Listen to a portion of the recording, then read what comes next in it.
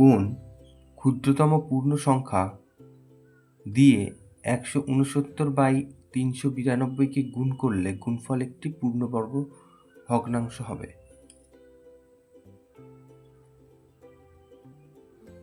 তাহলে এখানে এই যে ভগ্নাংশটা দেওয়া আছে এটা আসলে পূর্ণবর্গ ভগ্নাংশ না। তাহলে আমরা একটু ভেঙে দেখি এখানে কোথায় কোথায় অসুবিধা আছে।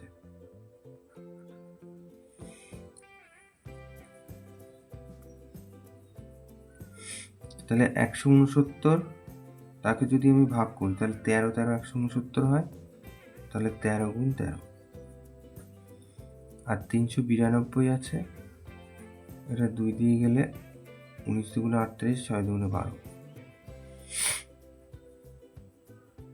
9 দুগুণে 18, 8 দুগুণে 16,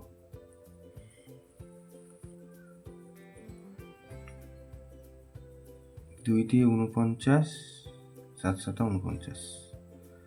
তাহলে এখানে হচ্ছে এই যে 2 গুণ 2 গুণ 2, 7 গুণ 7।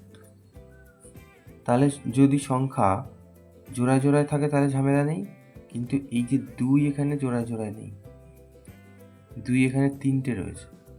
তাহলে এই একটা 2 দিয়ে যদি আমি গুণ করি তাহলে 2 কেটে যাবে, তাহলে তখন এটা পূর্ণবর্গ ভগ্নাংশ হয়ে যাবে।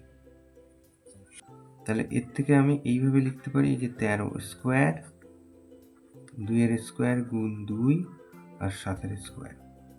তাহলে এই 2টা এখানে অসুবিধা করছে, এই 2 এর জন্য এটা পূর্ণবর্গ ভগ্নাংশ না, তো অতএব এই 2 দিয়ে গুণ করতে হবে। তাহলে উত্তর হচ্ছে 2।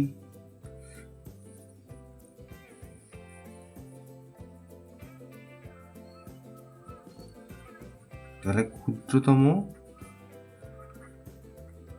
একটি 2 দিয়ে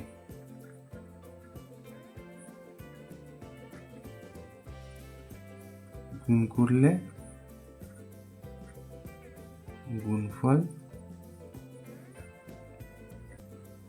একটি পূর্ণবর্গ ভগ্নাংশ